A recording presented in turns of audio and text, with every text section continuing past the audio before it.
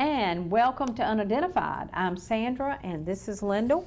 Yep. Hey, Lyndall. Hey, Sandra. We are going to, for the next 2 years, right, we're going to look at the more than 120 unidentified bodies across North Carolina, most of them in this area, right? I just would never have thought it was that many. I know, exactly. This is a project that will have elements on this show, on YouTube, on Facebook, all Restoration News Media newspapers, including the Spring Hope Enterprise, which I write for. Right. It came out earlier. It came out yesterday, actually, the Enterprise did. Show that, Brittany. Uh-oh, there we go. So, like you can see, it's going to have elements in the newspaper, elements on YouTube, elements on Facebook every week. Right? We're gonna provide more information on these cases than has ever been provided before. Right. All right. So we're going to start with baby John Nash, who a lot of people are familiar with. I remember right? that one. It was a newborn infant, was found in a dumpster by a homeless man looking for food. The baby was kind of halfway stuffed into this Cheetos bucket right here. What's unique, what's interesting, what's important about that bucket is that was not sold in this area.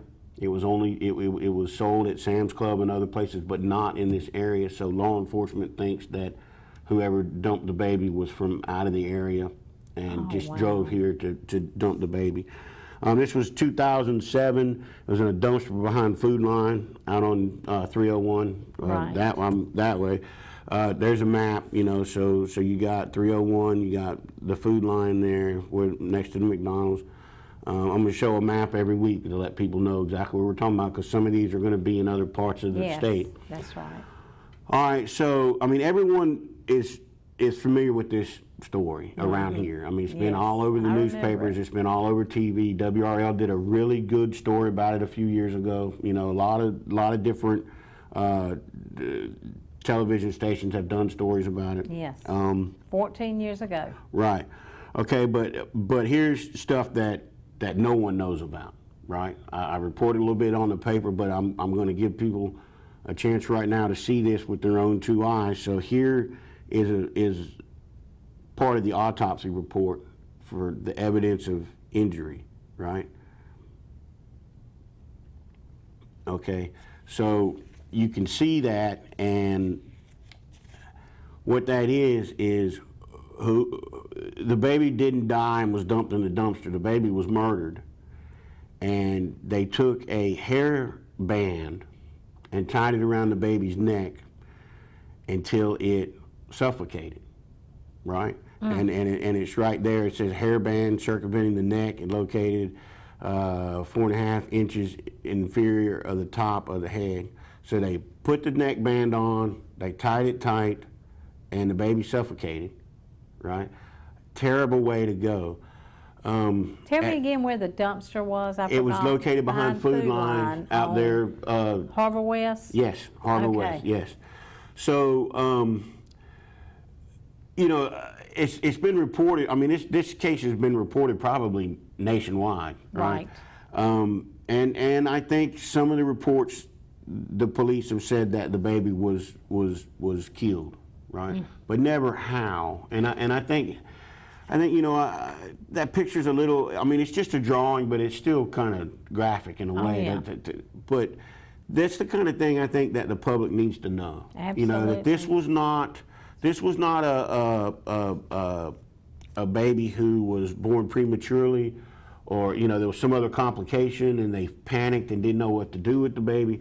This was a baby that was full-born, healthy baby. The autopsy and the death investigation says that this baby was viable. You know, it had 10, you know, like doctors like to say, 10 toes, 10 fingers. I mean, there was nothing wrong with this child. Nothing. It was a perfect child that could have been given to safe surrender.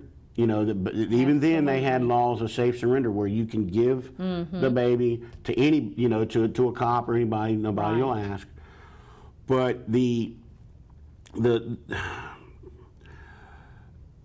so the baby's born, and there's no evidence of medical treatment. So the baby's born at home or somewhere, you know. And rather than just giving the baby to someone and walking away, they took a hair braid and tied it around the umbilical cord, right? Because, you know, it was born without any kind of medical treatment. So then they used a very similar hair braid to what was tied around the umbilical cord to tie it around the baby's neck, strangled the baby, and then dump it in the dumpster, right? Absolutely terrifying to me that someone would do this, and that somebody hasn't turned them in yet. Exactly, right? Because family somebody knows. Right. They knew she was pregnant. Maybe this $15,000 will help that. Now, there's also, it was included in the news story, there's new DNA now, capabilities with DNA that they didn't have then. And the Rocky Mount Police Department is looking into using that DNA. And what I'm talking about is two different things. One is what they call familiar DNA, and that's tracing families and trying, you know, going that way and trying to get back. They made an arrest in a Fayetteville case that was 20 years ago the same way. They found, they used familiar DNA through like some of these internet DNA projects, and they made an arrest in that case. It was the baby's mother who dumped the baby on the side of the road in a bag or whatever. So what is hoping wrong with people? They're hoping this works here. And then the other thing is that in the hairband around the baby's neck was a long dark hair, you know. So DNA advances, you know. I think right now, or definitely before, to get DNA out of a hair, you had to have the follicle, right? In other words, you can't cut hair and get DNA, but if it's pulled out and that little piece of skin, the follicles on there, they can get DNA. But advances every day in DNA technology. So maybe now that hair can be treated. And then the other thing that the hair can do is they can match hair to people even without DNA. There's a science, a forensic science to that, you know, matching hairs to people. So if they develop a suspect through another means, in other words, if someone calls the tip line and says that was so-and-so, they've got something to match it with. So a little bit of light in all of this darkness is that the police, you know, when no one came forward to claim this baby and they couldn't figure out who did it and who killed it and everything, they actually paid to have a funeral for the child. And you headline there from the Telegram, that J. Eric Ecker was one of the best reporters the Telegram ever had. The cops paid for a tombstone for this baby. They paid for a funeral.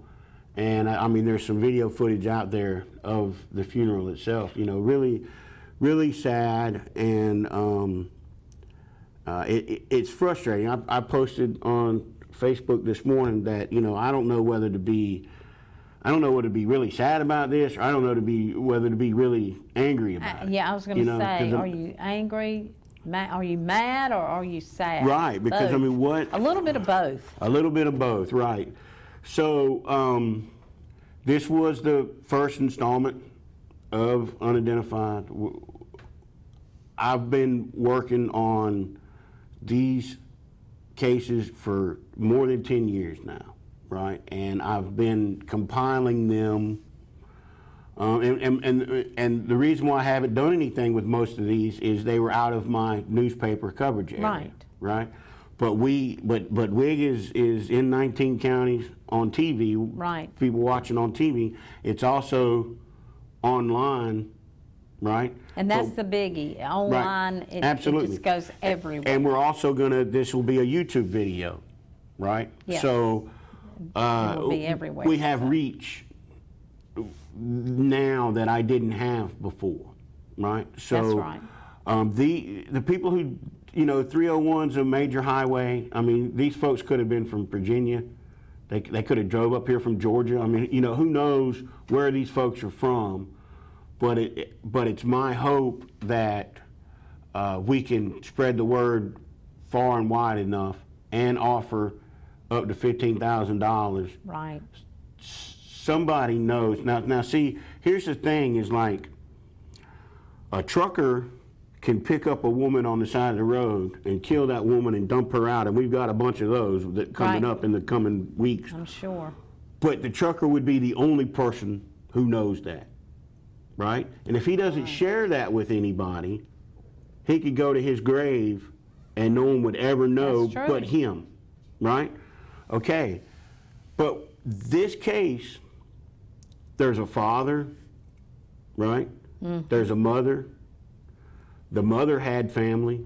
The father had family. Mm-hmm. She's pregnant with a child. That's right. And then she's not pregnant with a child. Where's the, Exactly. what happened to the Where's child? So there's a family out there somewhere that has had this question, where's the child at all these Right. years?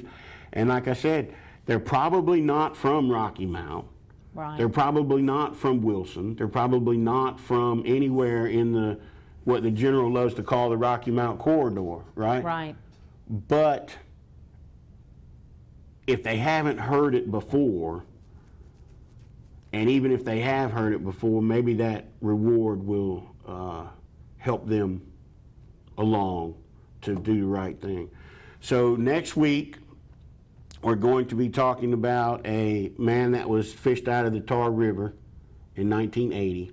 We're going to provide some really interesting, when I figured these details out, I was like, you know, wow.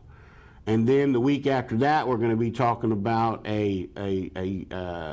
Fred, I'm probably going to ask you help with this one, a kid that was killed on the railroad tracks and done, right? So we're going to expand from, we're going to go from Rocky Mount to Spring Hope to Dunn, and then Okay. from there probably Raleigh or who knows, right? I mean, Right. so I'm gonna.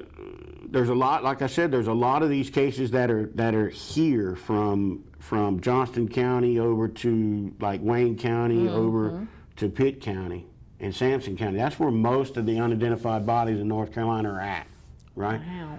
But we will be covering some cases in Charlotte. I've already talked to the Charlotte-Mecklenburg Police Department on those cases, and some interesting cases from down near Wilmington. And it's kind of the odds game, you know. I mean, Oh, yeah. And the important thing of what I'm doing here is that there's some of these people some of these bodies that turned up in the 70s and 80s and even into the 90s. They may or may not have been in the local newspaper, but they certainly aren't anywhere to be found now. Right. There's some databases out there, but they're not very user friendly sometimes, Right. and you have to know what you're looking for. But Out of you know, sight, out of mind. yeah, exactly. And I mean, so if a body's found in 1975, for instance, there might be one news article about it, Yeah. and then that's it, and Yeah. there's nothing People else. have forgotten about Right. it, and this is going to bring it back up. This will bring Yes. the cases back to light, and that's a good thing. So we hope you'll enjoy our unidentified series.